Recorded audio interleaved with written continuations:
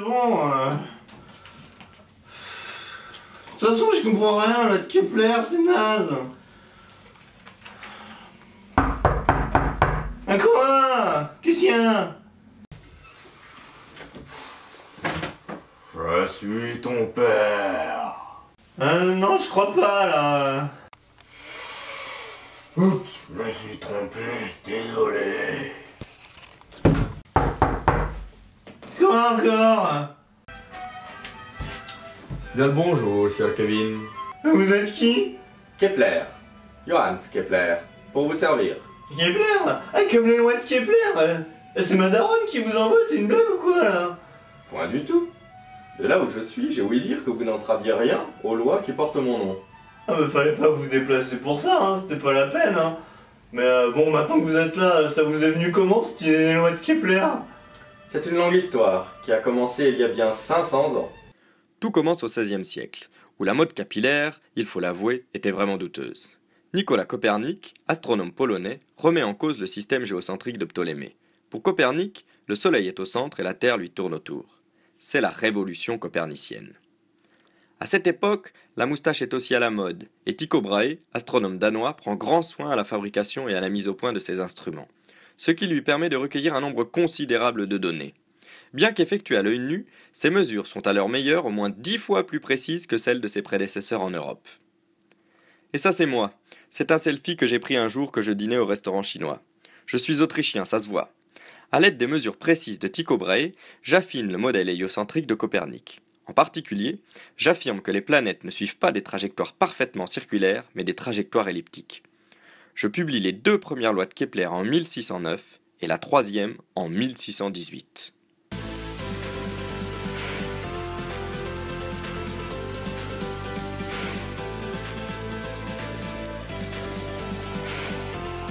Ouais, c'est une bien jolie histoire tout ça, mais ça me dit pas ce que sont les 3 lois de Kepler.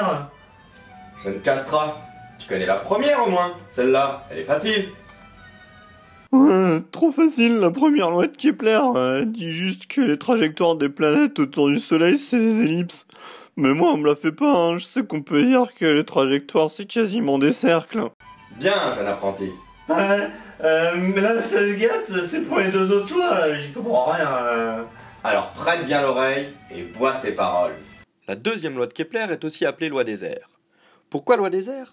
Eh bien parce qu'au cours de la trajectoire de la planète, ici repérée par la lettre P, le segment SP qui relie le centre du Soleil à celui de la planète balaie des airs égales pendant des durées égales. Tu vas comprendre. Regarde cette animation, dans laquelle on colorie à discrétion l'air balayé pendant 1 seconde. Les airs sont égales car lorsque la planète est loin du Soleil, elle se déplace plus lentement que lorsqu'elle s'en rapproche.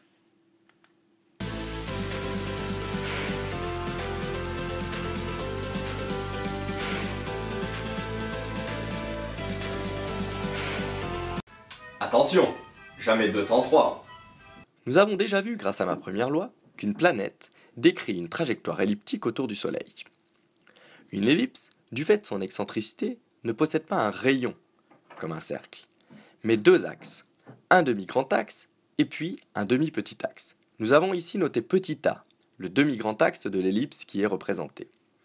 La 3e loi de Kepler est la loi des périodes, car le carré de la période de révolution d'une planète est proportionnel au cube de la longueur petit a du demi-grand axe de son orbite.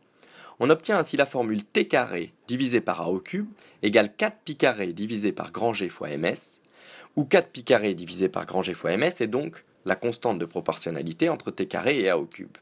Il faut bien veiller aux unités dans cette relation. Grand T, la période doit être exprimée en secondes. Petit a, qui est une longueur, doit être exprimée en mètres. Grand G est la constante gravitationnelle. Et grand ms, la masse du Soleil, doit être exprimée en kilogrammes. Une dernière remarque. Les 3 lois de Kepler s'appliquent également à un satellite en révolution autour d'une planète. Ces lois s'énoncent alors dans le référentiel planétocentrique dans lequel le satellite décrit une ellipse dont la planète occupe l'un des foyers.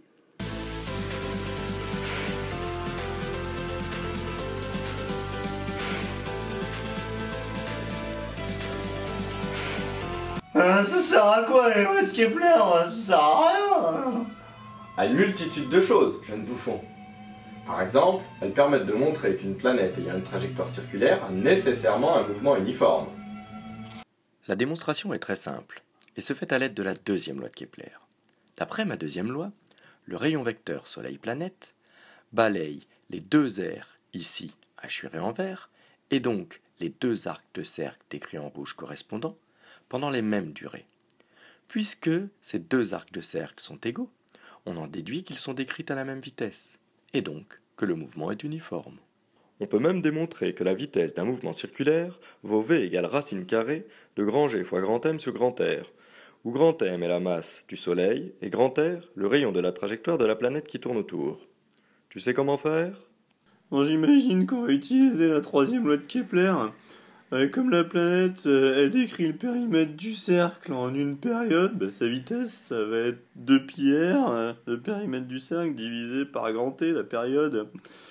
Or, d'après la troisième loi de Kepler, on peut avoir l'expression de la période en fonction du rayon de la trajectoire.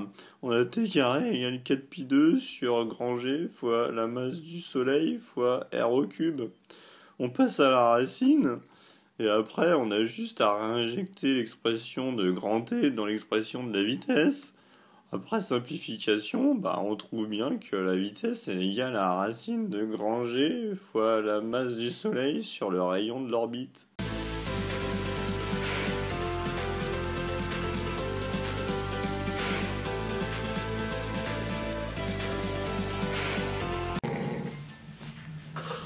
Kevin, t'es en train de dormir! Kevin, tu sortiras de ta chambre quand t'auras fait tes devoirs! Ok, maman, de toute façon, les lois de Kepler, c'est trop facile.